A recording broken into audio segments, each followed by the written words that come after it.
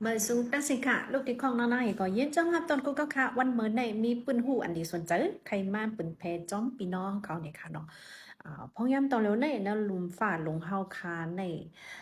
อันหายาบลาซีเปิ้นอันกาคันใหญ่ซีเปิ้นก่อนแลบตีเป็นลองน้ำมันจักนี่ค่ะนะย้อนเปิ้นอะไรเฮามาหาด้วยข้อมูลเกี่ยวกับเลยน้ำมันจักเนี่ยนะคะเนาะคงจักอันเฮ็ดออกไหลน้ำมันเคืองจักน้ำซีเปิ้นสุดในลุมฝ่าในปีน้องเขาวนเลยค่ะลูกทางวัดที่เป็นเมืองเลยค่ะทางวัดที่เป็นเมืองเจออันมีเจ้าฟ้าเมืองอารักเขาพองงามไว้นึงค่ะเนี่ยอำนั้นก็เป็นเมืองวันตกเนี่ยในจำวนโดยพองค่ะอ่าใจไหลตัวนั่นน่ะนะก้อยกาว่าขอตอบมันแต่ก็ดีสนใจแต่ค่ะค่ะหาหันเลยว่า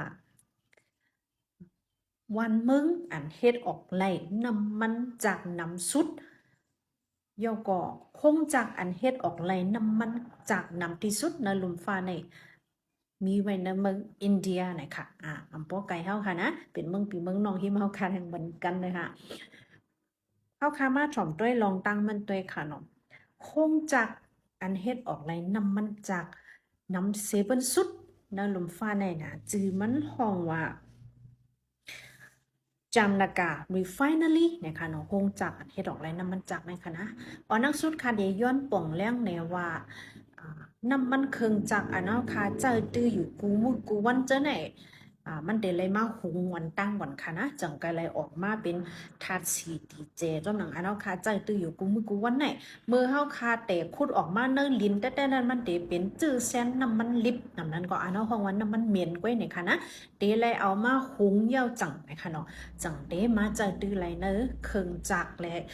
ลดก้าลดเคืองกูเมียวเมียวอันดูไรใจน้ำมันเคืองจักเจอเนี่ยนะคะนะห้องจัก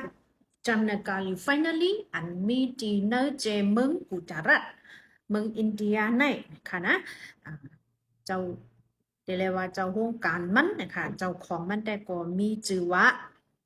มูกัชแอมบานีนะคะเนาะยุ่มย้ำว่าพี่น้องเขาก็ติยามไรเงี้ยอยู่นะคะนะจีเสียงอันนั้นมูกัชอัมบานีในเลยว่าเป็นสัตเทหลงผู้มักมีสิบันสุดในหลุมเอเชียเฮานะคะเนาะในก็โหนึงค่ะพองวันนั้นก็ติมีจีเสียงลือหลังเกี่ยวกับเลยปังกบกูซ่อนมิงลูกใจมันในขณะไรผิดหมอกเอาก้นจือเสียงลือหลังผู้มักมีตั้งเสียงตั้งหลายไรขึ้นฮอดเนื้อปังกบกูซ่อนมิงลูกใจมันกว่านะคะเนาะอันนั้นเนาะค่ะ นั่นโดมุกัชอัมบานีเนี่ยเป็นเจ้าของคงจักอันเฮ็ดออกน้ำมันเคืองจักนำเสบุนสุดในหลุมผ่ายำต่อเหลียวแน่นะคะนะคงจักจำการ refinery ในแต่จ้าเลยเฮ็ดมามือปีเหตุเก่าปากเก่าสิบไปเก่านะคะเลยเจอข้าวตั้ง3 ปีนะคะนะก่อสร้างเฮ็ดมาคงจักแต่ที่เฮ็ดออกน้ำมันแน่ ก้อยกาว่าตั้งเหยอะตั้งกวางมันได้ก็เหยอะหรือสิบันสุดกวางหรือสิบันสุดนะคะเนาะย่ำต่อเหลียวน้ำมันเคิงจากอันอีดออกเลย1 วันไหนเขาได้นับเป็นปุ้งเดี๋ยวเลยว่าเหมือนปุ้งเปีป่านั่นค่ะนะอันเป็นสัตว์น้ำมันเคิงจากนั่นค่ะเนาะนับเป็นปุ้งเจ้าหน่ะ1 วันในเฮ็ดออกเลย1.3 ล้านนะคะนะ1.3 ล้านในป้อตากนเมืองอินเดียเจอตื้อ3 ปุ่น1 ปุ่นวันไหนค่ะ เดี๋ยวก็เนยลุมฟ้าในอันมันเฮ็ดออกไรในแต่ก็เนยลุมฟ้าในค่ะนะอันเฮ็ดออกน้ำมันเคืองจากกูวันอยู่เจ้าเนี่ยคงจากอันในตีเหลวก้อยเฮ็ดออกไร1.6%ค่ะนะของมาคูปาก1.6%เนี่ยตีในเฮ็ดออกไรอยู่กูวันปาดเจอตื้อเนเมืองอินเดียก็ไรเจอเยอะโรงงานโรงจักอันในนำสีเปิ้นสุดค่ะเพราะว่าโรงงานอันในอ่ำป้อจังไรกะหามาแทนตักจีนั่นค่ะนะในก็เป็นอย่างโหนึงในค่ะเนาะเมื่ออ่อนตั้งเมื่อแต่เฮ็ดสังโรงจักแต่ก็ตั้งกวางดีลิ้นมีอยู่บอก7.5 ปักเอกก็นะคะนะ7.5 ปักเอกก็เนี่ยก็มือแต่มันแต่ก็เฮ็ดคงจักตาที่เฮ็ดออกน้ำมันเคืองจากก้อยกาไว้นั่นมาย้อนน้องค่ะนะมีเสียงหลังก้อยกาไว้นั่นมาเนี่ยก็ก้นอยู่หิมห้อมจื้อนั่นก็ไรความคัดในกลางเจอมาลูกตีจุ่ม ตัวถึงสิ่งแวดล้อมในเมืองอินเดียเนี่ยก็เขามาปั่นฟังนั่นค่ะนะว่าห้องจักสุนัยมันเสียงลังหนามันปล่อยมาทัดก้อนอันเปลี่ยนฝุ่นอันมีกว้างมีงนต่อหนาก้นเมืองมันนำสั่งถูกสั่งสีเนี่ยมีลองสุกสักจังไหนมาแหละไว้นั่นแหละค่ะเนาะสเตโลมูกัสอัมปานีในจังไรซื้อเอาแทงตีลินอันมีหิมหอมหงจักมันนั่นแบบเซ็งๆย้ำต่อเหลียวตีลินตั้งกวางหงจักในมีกว่า25,000เฮงแอกาไปวันไหนค่ะลองลีสนใจอันนั่นแต่ก็มีแทงในคณะตีลินอันมันมาซื้อเอาแทงหิมหอมหงจักตั้งเสียงๆเจ้าไหนมันเลยเรียกลายเปลี่ยนเป็นสวนหมักมงนะคะต้นหมักมงเจ้าไหนเมื่อแต่มันได้ก็ผูกหยาบผูกเย็นในขณะย้อนประวัติทัดลิ้นแลลิ้นเงาอันมีอยู่หิมหอมหงจักเจ้าแน่แต่เลยว่ามันก็มีกล้องมีถัดง่นปลาจอมนั่นกันนะย้อนเปิดว่ามันลูกดีไอ้ก้อนถัดน้ำมันเครื่องจักรเจ้าแน่ปล่อยออกมาอันริมลักหลายเลยแต่เลยว่าเลยม่วนเมเลยเจยจะยืดจะยาวเลยจังไรตั้งอันขึ้นกับไปจังหลายหมองมุงเจ้าเนี่ยจังไกเลยเป็นแต่เลยว่าเป็นตูมานั่นขนาดนะจังไกใหญ่มากาสูงมาเนี่ยค่ะย้ำต่อเหลียวหมักมุงเจ้าเนี่ยก็ไล่เป็นกว่าแทงโซนหมักมุงอันใหญ่เซบันสุดในหลุมเอชาเฮาเนี่ยค่ะเนาะในกรณีสนใจแทงค่ะนะต้นหมากมุงเจ้าเนี่ยมันมีสีเขียวในการเราบอกว่าต้นไม้อันมีสีเขียวเจ้าเนี่ยมันจะจอยเฮ็ดให้แรงลมอันมีอยู่หิมหอมเจ้านั้นเซนเซอร์ในขณะมันจะจุดเอาธาตุคาร์บอนไดออกไซด์เจ้าในเสียก็จะปล่อยมันขึ้นธาตุอันลีเลยว่าได้มันเจอไล่ตั้งสภาวะฟิงตึงเป็นขึ้นแม้เดี๋ยวเลยว่าเอาอันนึงก้อนถัดอันนึงทำต้นไม้อันลีและอันให้มันขึ้นเอามาปิ่นไปสัง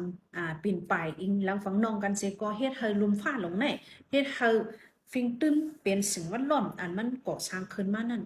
ให้มันโปอยู่จอมกันเลยกว่าง่ำจอมกันเลยกว่านั่นทางหานะอันนี้ก็ดีสนใจเต้ๆค่ะเนาะย่อก็หมักมงจะได้ย่ำต่อเหลียวก็แต่ละว่าเข้มแต่เข้มว่าเจอเส้นมันเนี่ยก็มีตั้งเจอเส้นอันลูกเมืองอินเดียแล้วเมืองมันเจอในแล้วเจอเส้นกุฏิกูตั้งเลยค่ะมันเอาจำมือผูกในเลยว่าเป็นการอยู่กูเมืองในค่ะนะลูกตีสวนมะม่วงเจอในเสเลยส่งออกแท่งในลอกกะกูเมืองนี่ค่ะเนาะในก็เลยว่าเป็นป้ายมักมีแทงอันหนึ่งอันเลยกำสั่งเฮ็ดให้สเตลงมูกัสแอมปานีเลยเป็นมาผู้มักมีที่สุดในหลุมเอเชียเฮาค่ะแทงโหหนึ่งในคณะปกติมาวนตัวตีในจึงเลยหันว่าคนมีเงินเขาสัตเทเขาผู้มักมีเขาเนี่ยตั้งวนเขาในมันก้องไก่กันไรหวานไรปลาไรไผ่ไรวนไผ่ลองลีเนี่ยค่ะเนาะทางเชิมว่าหิมหอมคงจากลงอันเม้นอันเพิ่มใครอยู่เศร้าอยู่จำจะได้เดี๋ยวมาซื้อเปลี่ยนมาอะไร